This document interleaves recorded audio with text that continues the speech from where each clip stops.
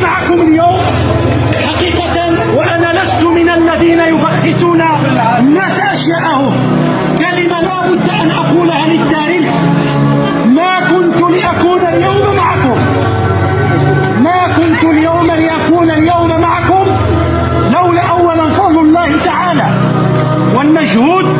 حقيقة أقولها وأجهر بها مصداقا لقول الله تعالى: ولا تبخسوا الناس أشياءهم. الله أكبر.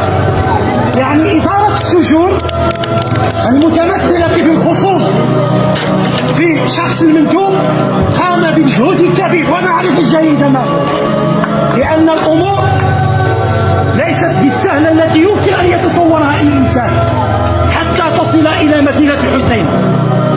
وهذا الفضل يعود أولا لله ولشخص المندوب ولكل